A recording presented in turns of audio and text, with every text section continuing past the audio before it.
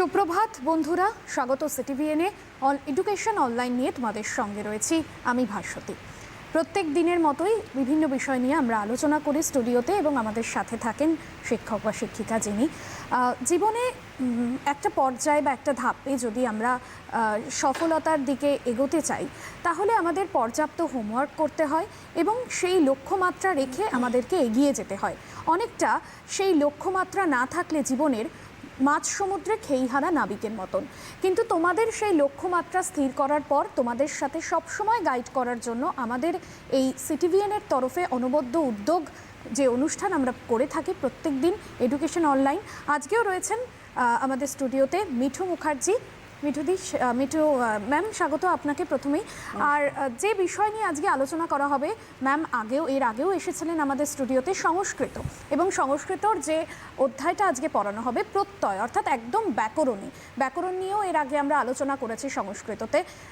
Ma'am, একদম সরাসরি ক্লাসে চলে যাব। আর আজকে যে প্রত্যয় নিয়ে আলোচনা করা হবে, কারণ ব্যাকরণ একটা খুব গুরুত্বপূর্ণ জায়গা, সেক্ষেত্রে একদম প্রত্যয়ের একদম সূচনা থেকে শুরু করব। হ্যাঁ, ক্লাস 11-এ তোমরা সেই ক্লাস 8-এর পরে ন্যাচারালি আমাদের বিষয় হিসেবে সংস্কৃতকে স্কুলে পড়ানো হয় না, তাই অনেক দিন পর তোমরা আবার 11-এর ছেলেমেয়েরা আবার যারা সংস্কৃত পছন্দ করতে বা কোনো কারণে হোক, যাই হোক, সংস্কৃতে তোমরা এসেছো, তো তোমাদের কাছে অনেকটা ডিটাচে রয়েছে। তা আমি প্রত্যয় ব্যাপারটা প্রথম থেকে একটু, এটা তো ভাস্ট কোর্স, আমি শুধু একটু আভাস দিয়ে যাব যেগুলো তোমাদের খুবই প্রয়োজন। তো প্রত্যয় কাকে বলে যদি আমি বলি তোমাদের বোঝার জন্য, ধাতুর উত্তর এবং প্রাতিপদিকের উত্তর, তব্য, অনীয়, নিষ্ঠা ইত্যাদি ইত্যাদি যা যুক্ত হয় সেটাকেই আমরা প্রত্যয় বলি। সাধারণত প্রত্যয় পঞ্চবিধ হলো ধাতু, যেমন বলছি আমরা কৃত প্রত্যয়, শব্দ অর্থাৎ প্রাতিপদিক এর সাথে যুক্ত, যেমন আমরা বলছি তদ্ধিত প্রত্যয়, তার উত্তর যেটা সেটাকে বলেছে তদ্ধিত প্রত্যয়। তারপরেও আমরা যে শব্দরূপ পড়ি সেটাও বিভক্তির মধ্যে পড়ছে, স্ত্রী প্রত্যয় আর ধাত্ববয়ব। প্রত্যেকটার আমি একটু একটু করে উদাহরণ দিয়ে তোমাদের ছুঁয়ে যাব। কৃত প্রত্যয়,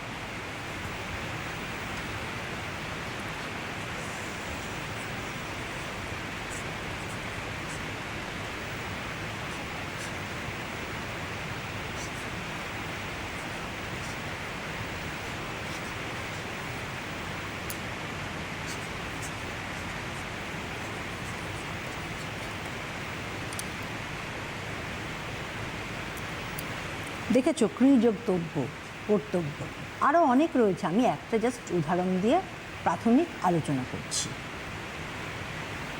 এবার তদ্ধিত প্রত্যয়,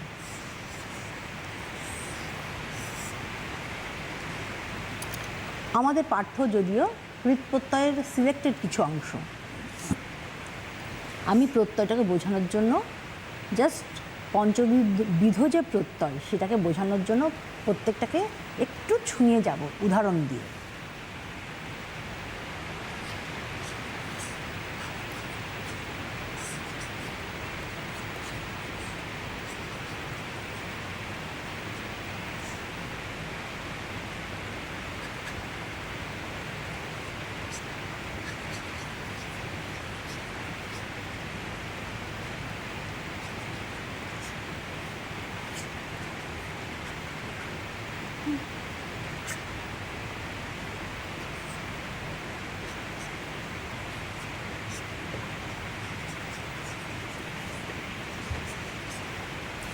তদ্ধিত প্রত্যয়। দশরথ একটা শব্দ, তার সাথে স্নিয়ের স এবং ন ইথ হয়ে যায়, ব্যবহারের ক্ষেত্রে ই থাকে, তাহলে দশরথ যোগ ই দাশরথী। ঠিক আছে,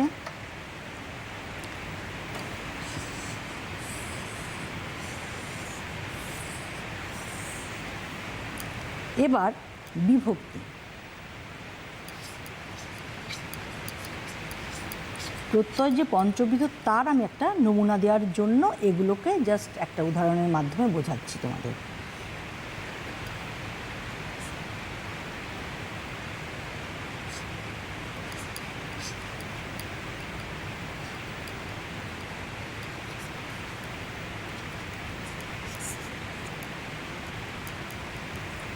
এই যে এই বিভক্তি নর, এই শব্দের সাথে সু এই বিভক্তি যুক্ত হয়ে, বিভক্তি এটাও একটা প্রত্যয়ের অঙ্গ, যুক্ত হয়ে নর এই শব্দ উৎপন্ন হয়েছে।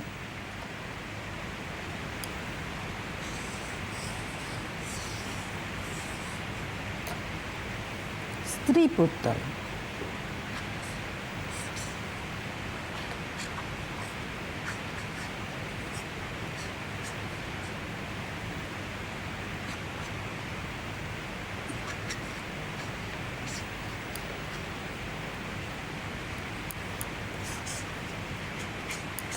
আপ, ইপ এই প্রত্যয়গুলো যুক্ত হয়ে স্ত্রী প্রত্যয় গঠিত হয়। যেমন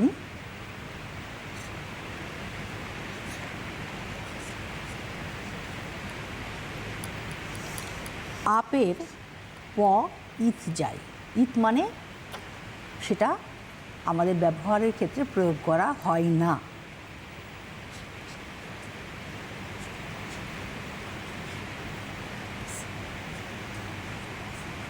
অজা,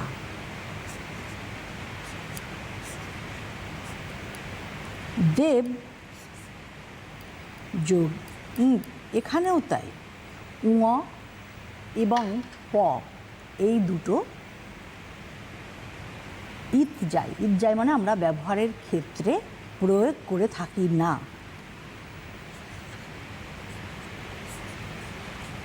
দেবী, ঠিক আছে।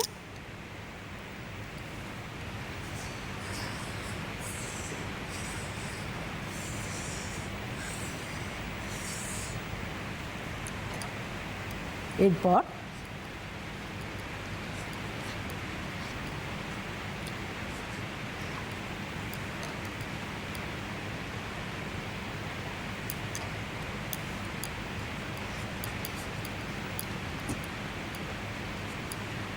এখানে বলেছে ধাতুর উত্তর, যেমন সন বললে স, অ এই প্রত্যয়গুলো, এবং যেমন শ্রু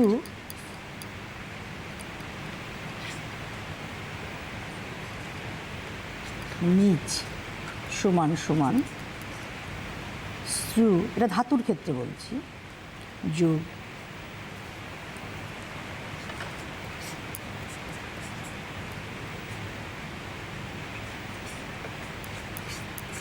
শ্রাবী। এবার বলেছে ধাতুর উত্তর নিচ সন এবং প্রাতিপদিকের উত্তর য কাম্য, এগুলো যুক্ত হলে আমরা যে প্রত্যয়গুলো সেটা হলো ধাত্য বয়ন।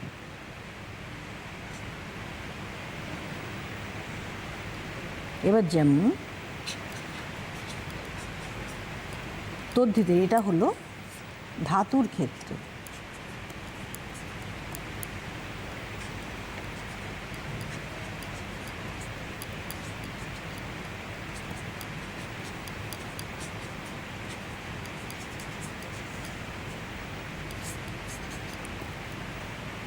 এটা হলো তদ্ধিতের ক্ষেত্রে।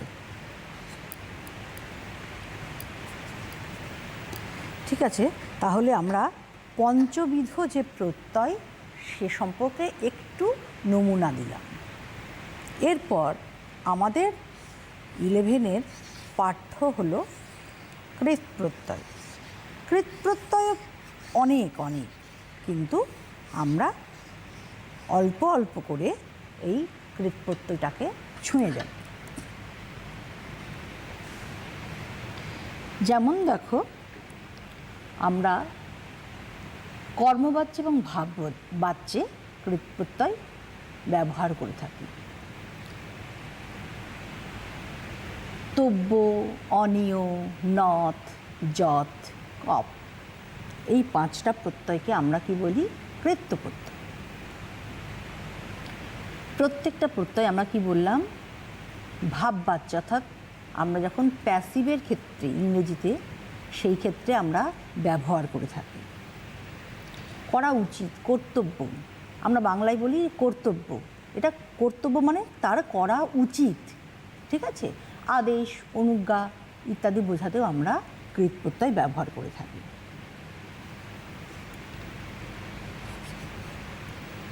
ক্রি যোগ তব্য, একবার লিখেছি আমি যদিও, দৃশ যোগ তব্য,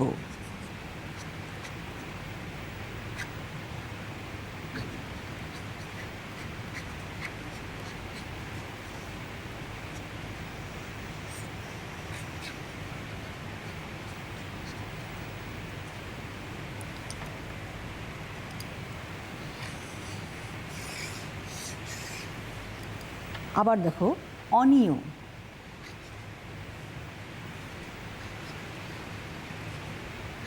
ক্রি যোগ অনিয়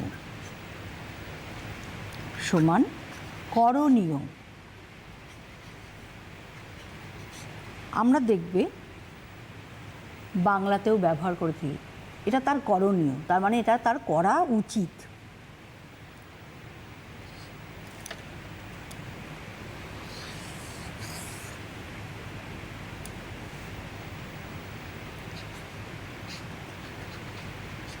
দৃশ যোগ অনিয়,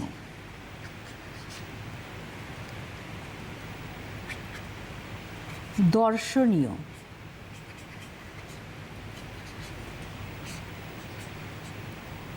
তাহলে দর্শনীয় আমরা বলি না, বাংলাতেও বলে থাকি এই কথাটা। এই যেমন আমরা বলছি জাদুঘর, একটা জাদুঘর হলো একটা দর্শনীয় স্থান, তার মানে দর্শন করার জায়গা, দর্শন করা উচিত, সেই জন্য এটাকে দর্শনীয় বলা হয়, ঠিক আছে?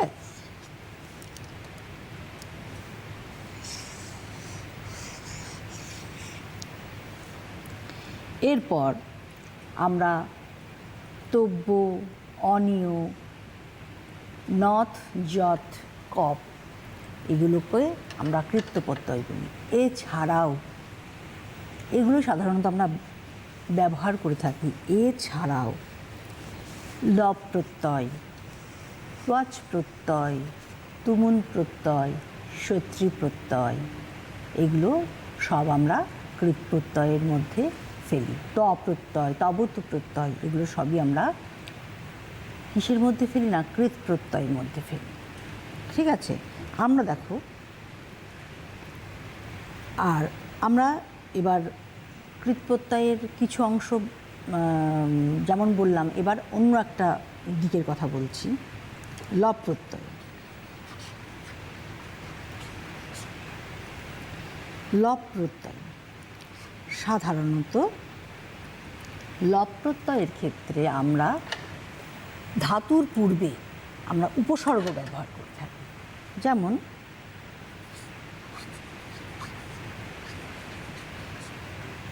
বিদায়া, বি পূর্বক দা ধাতু লব প্রত্যয়। এখানে আদায়ও আবার হবে, এখানে কি হয়েছে? দা, মূল আমাদের ধাতুটা হলো দা, তার উপসর্গ হয়েছে বি, প্রত্যয়টা হয়েছে লব, এগুলো কৃৎ প্রত্যয়ের অন্তর্ভুক্ত। আবার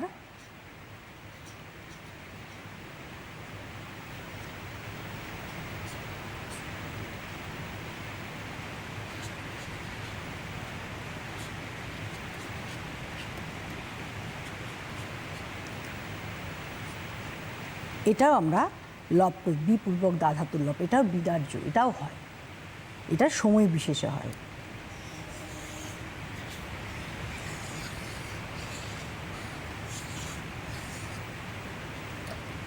তারপর দেখো তুমুল প্রত্যয়, এগুলোকে কিন্তু অসমাপিকা ক্রিয়া।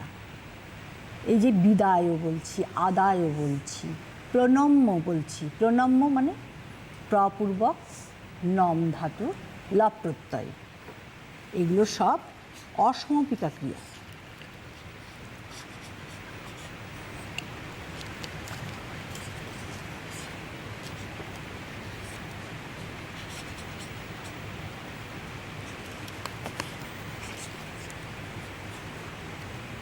এগুলো হলো অসমাপিকা ক্রিয়া হিসেবে ব্যবহার করা হয়।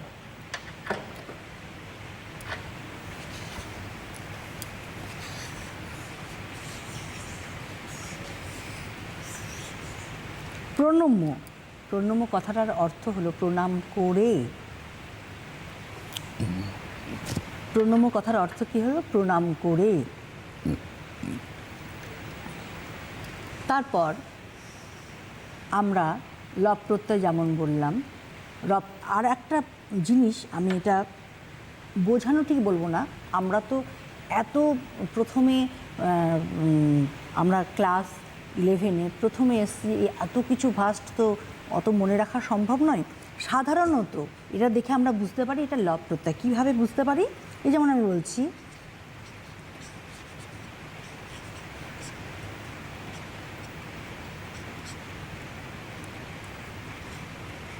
এই যে লাস্টে অন্তঃস্থটা দেখে আমি বুঝতে পারছি এটা হলো লব প্রত্যয়।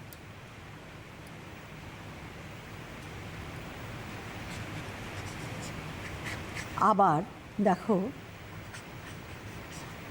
এই যে প্রণম্য যেমন বলছি, এই যে ময়ে জ ফালা, এটা দেখেও আমি বুঝতে পারছি এটা লব প্রত্যয়। আরও একটা জিনিস হলো লব প্রত্যয় সাধারণত ক্ষেত্রে সব সময় ধাতু, এই যে দা ধাতু, এই যে নম ধাতু, ধাতুর পূর্বে একটা উপসর্গ বসবে। এটাও একটা চিহ্নিতকরণের একটা বিশেষ লক্ষণ।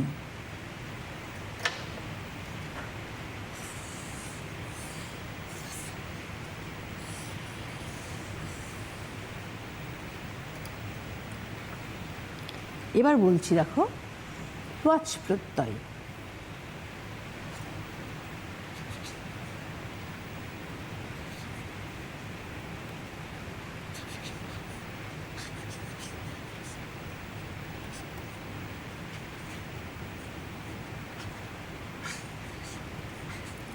এই যে লব প্রত্যয়, যেমন আমি একটা কথা বলিনি, ল এবং প লিখেই দেখিয়ে দিচ্ছি, এটা বলা উচিত ছিল আমার। লব প্রত্যয়, এই যে ল আর এই প, এই দুটো কিন্তু ব্যবহারের ক্ষেত্রে ইথ যাবে। ইথ যাবে মানে প্রয়োগ করা হয়ে থাকে না। ল এবং প এটা ইথ হয়, ইথ হয়, অর্থাৎ এটা প্রযুক্ত হবে না।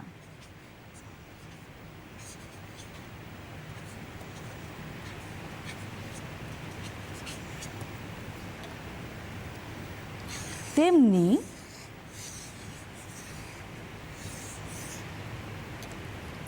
ত্বচ প্রত্যয় কথাটা হলো কয়ে তয়ে বয়ে আকার চয়ে হসেন, এটা হলো প্রত্যয়টার নাম।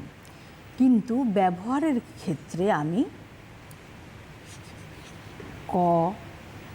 কয়ে তয়ে বয়ে এই ব সব প্লাস চ, এগুলো সব ইথ হবে, ইথ সংজ্ঞা পাবে।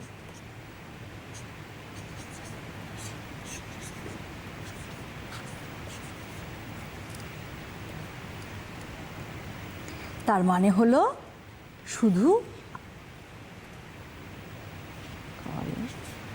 শুধু আমরা এই তটা প্রয়োগ করব।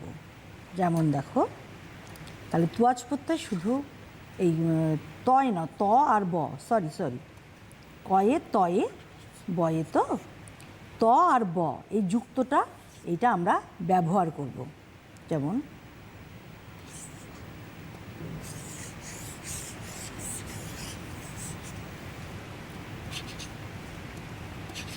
গম,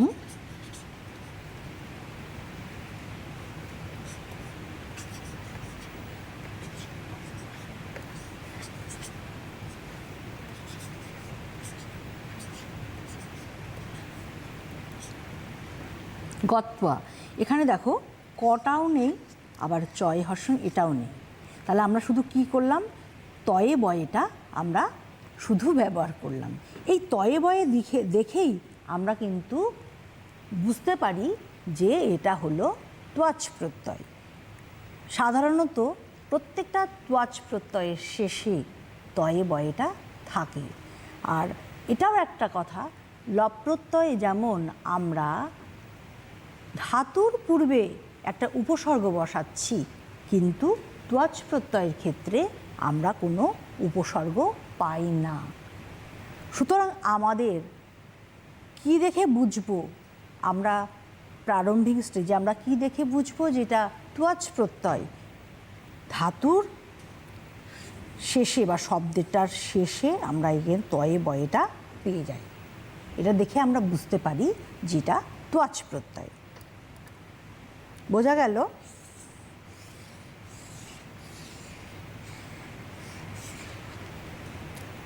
এবার দেখো, এই যে লব প্রত্যয়ও যেমন আমরা অসমাপিকা ক্রিয়া হিসেবে ব্যবহার করে থাকি, তোয়াজ প্রত্যয়ও তাই অসমাপিকা ক্রিয়া হিসেবে ব্যবহার করি। গম দুগ তোয়াজ গতুয়া, গিয়ে, এর অর্থ হলো গিয়ে। তুমুন,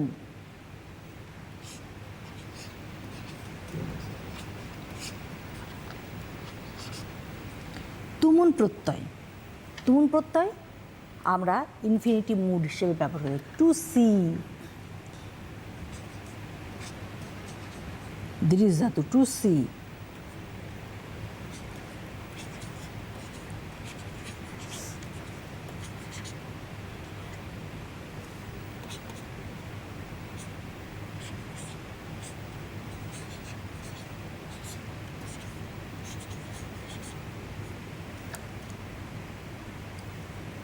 ঠিক আছে, দেখতে, করতে, যেতে, এই হিসেবে আমরা তুমুন প্রত্যয় ব্যবহার করে থাকি।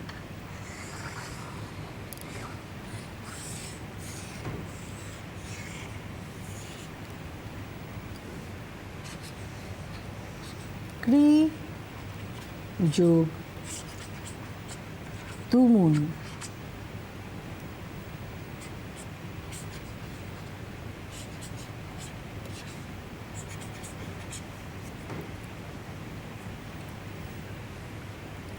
এই তুমুন প্রত্যয়েরও তুম ব্যবহার ক্ষেত্রে প্রয়োগ করার সময় আমরা তুম এইটুকুই প্রয়োগ করে থাকি। বাকি উ এবং ন এই দুটোই নয় হসেন, এই দুটো আমরা ইত অর্থাৎ আমরা প্রয়োগ করে থাকি না, প্রযুক্ত হয় না, এটাই নিয়ম।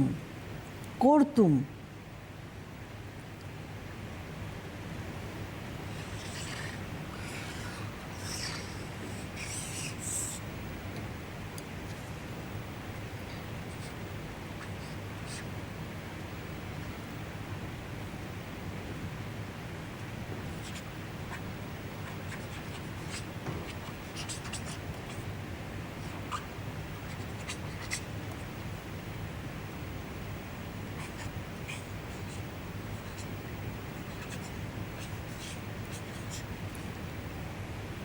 স খেলিতুম গচ্ছতি, সে খেলতে যায়।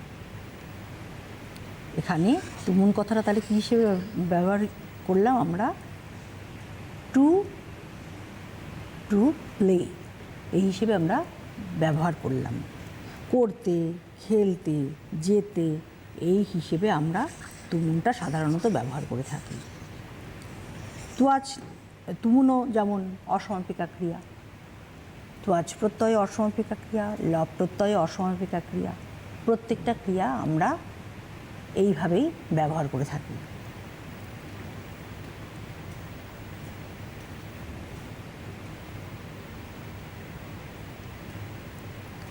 তারপর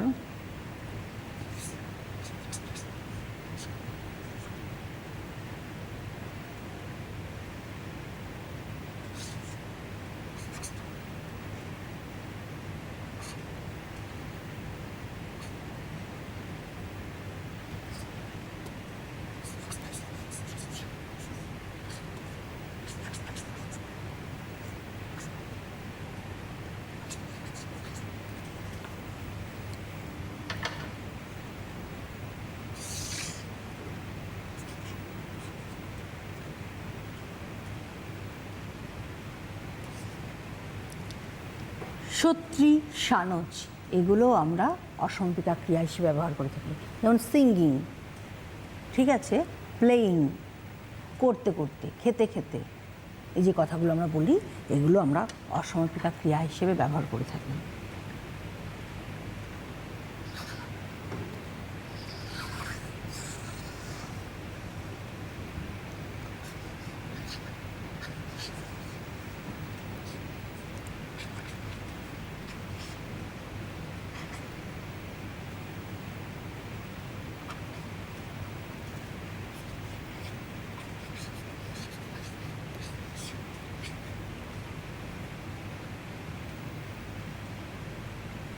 ধাপ যোগ সানজ, ধাবমান, সেই দৌড়াতে দৌড়াতে যে ব্যাপারটা সেটা বোঝানোর জন্য আমরা সানজ ব্যবহার করে থাকি।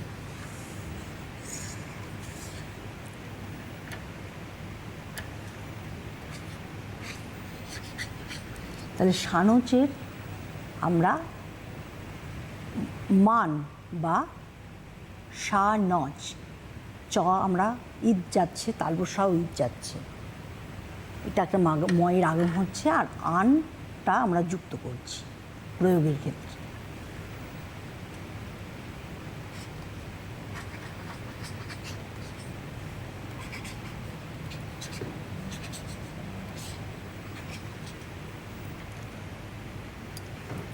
সত্যি তালবসা ঈদ যাচ্ছে, রিকারও ঈদ যাচ্ছে, পড়ে থাকছে তালবসা মানে তালবসায় এই পোর্শনটা, এবং রিকার, এই দুটো ঈদ যাচ্ছে, অর্থাৎ আমরা প্রয়োগের ক্ষেত্রে এই দুটো জিনিস ব্যবহার করছি না। তাহলে পড়ে থাকলো কি অথ, গম যোগ অথ সমান গচ্ছপ।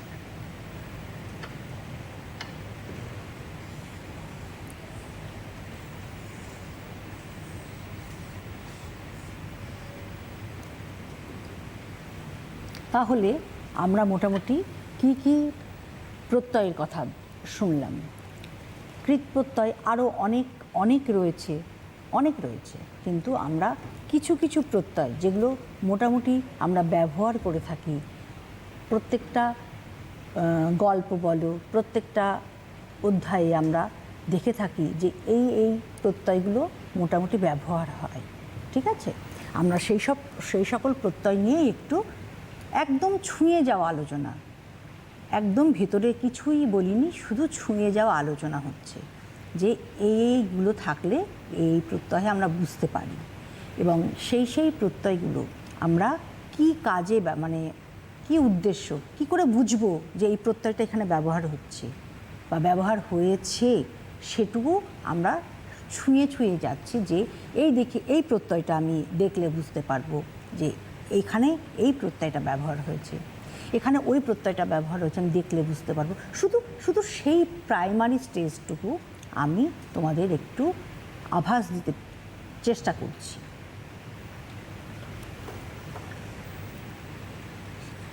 এবার দেখো, ঋতব্য প্রত্যয়ের কয়েকটা আমি বলছি, তারপরে অনিয় প্রত্যয়ের কয়েকটা বলবো উদাহরণ।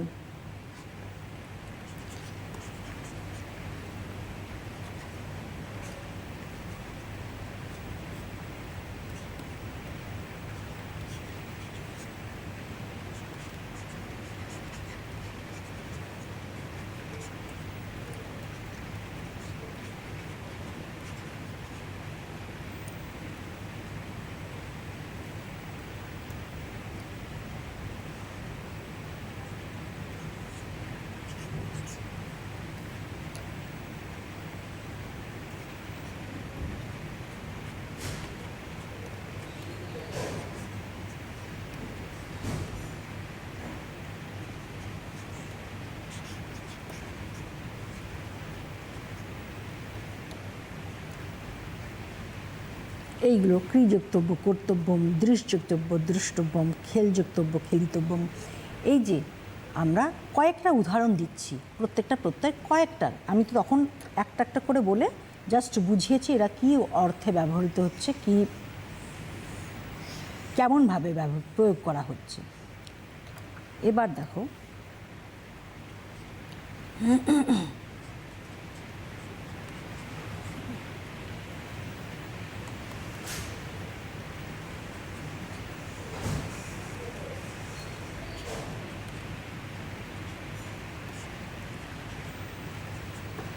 পালি যোগ অনীয়, পালনীয়।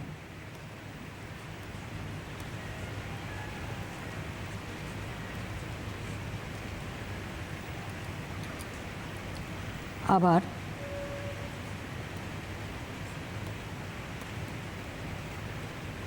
দৃশ্যযোগ অনীয়,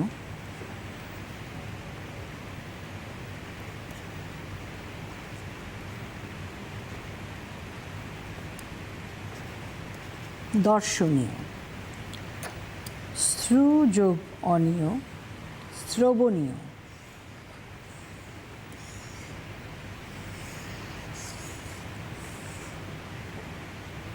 আমি তোমাদের আগেই বলেছি যে উচিত, করার যোগ্য, এইসব ক্ষেত্রে ব্যবহার হচ্ছে কৃতপ্রত্যয়ের কিছু জিনিস, ঠিক আছে?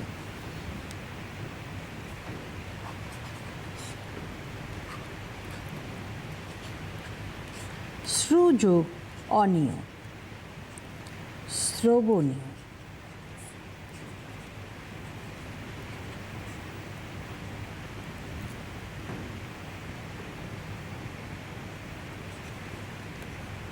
ক্রিযোগ অনীয়, করণীয়, ইত্যাদি ইত্যাদি। কয়েকটা উদাহরণ আমি এখানে দিয়ে যাচ্ছি, তখন একটা একটা করে দিয়েছি, এবার আমি কয়েকটা উদাহরণ তোমাদের দেখিয়ে যাচ্ছি।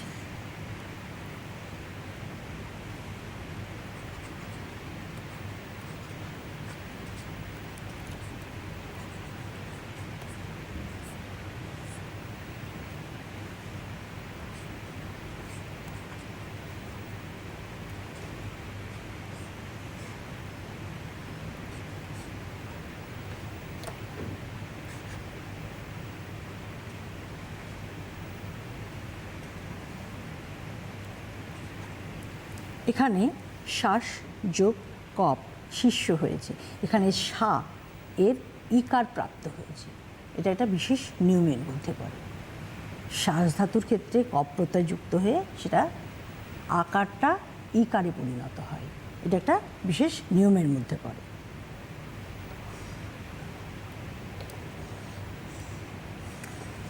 ম্যাম, আজকে একদম আমরা অনুষ্ঠানের শেষে চলে এসেছি।